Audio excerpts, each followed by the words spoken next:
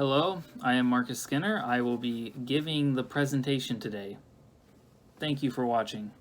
I'm going to talk about the microwave. It is a home appliance that about everyone has in their house. You basically can't live without it these days. So I think it's super important, and we're going to talk about it. All right. So first, I'm going to talk about a brief history of the microwave. So it was back in World War II. They used to use these things called magnetron tubes for radar, for short-term radar. But after World War II ended, there wasn't use for them anymore. So they had to figure out a new market for these magnetron tubes.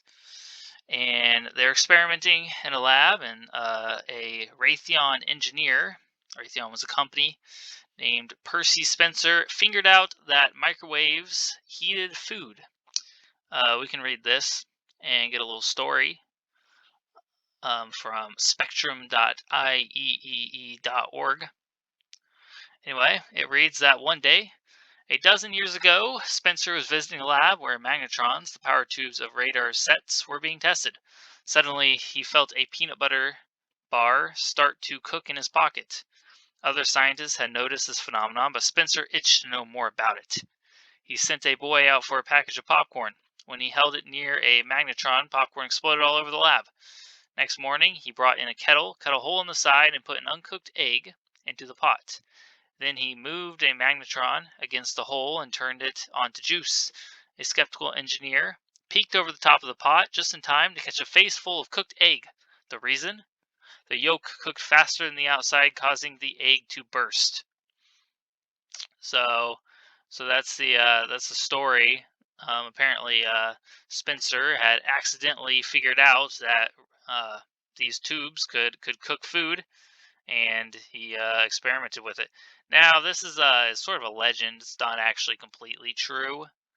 There was some gradual, deliberate experimentation, um, but still. So yeah, that's the story. And what's really cool is that the first microwave costed in what today would be $11,000, which is pretty intense. I would imagine paying $11,000 for a microwave, but they're pretty cool. They eventually made the first household one, which is $495. It's a little more affordable, but still pretty crazy. You can get one for like $10 today. Yeah, but then about the time it was used in the household, people started to worry. They wondered, are microwaves radioactive? And you might have heard this. You might have your grandma or your grandpa. I know that my grandma would tell me always never look at the microwave and never stand close to the microwave because it emitted radiation and it could cause cancer. And I'm sure some of you have heard this story before, but I kind of want to debunk this old wives' tale for a second. First, let's think about the electromagnetic spectrum. We've all seen this: radio, micro, infrared. Yeah, you know. Anyway, so the microwave is called the microwave because it emits microwaves. And the waves that are radioactive are X-rays and gamma rays because they have a really high frequency. But microwaves don't have a high frequency, and they're not going to cause cancer. They actually have a lower frequency than just your light bulb, which they're safer than your light bulb. All right, they're not going to cause cancer.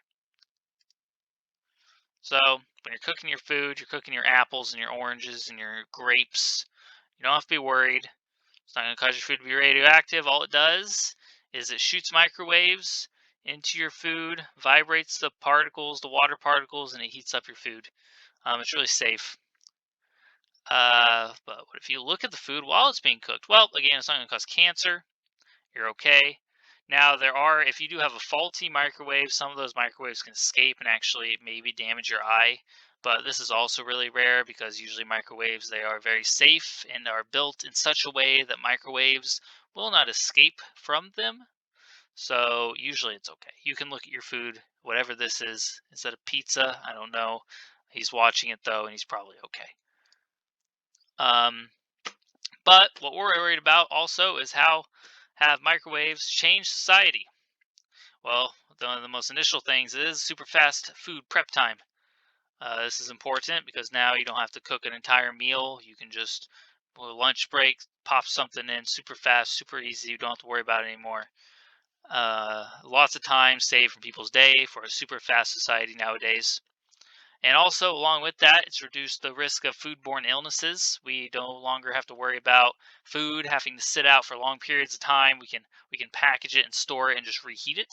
So it's actually reduced the risk of foodborne illnesses. There are some bad things. There's been an explosion of prepackaged meals that aren't healthy. Obviously, we've exploited the use of this microwave, and now we have foods with high sodium content, a lot of chemicals in them.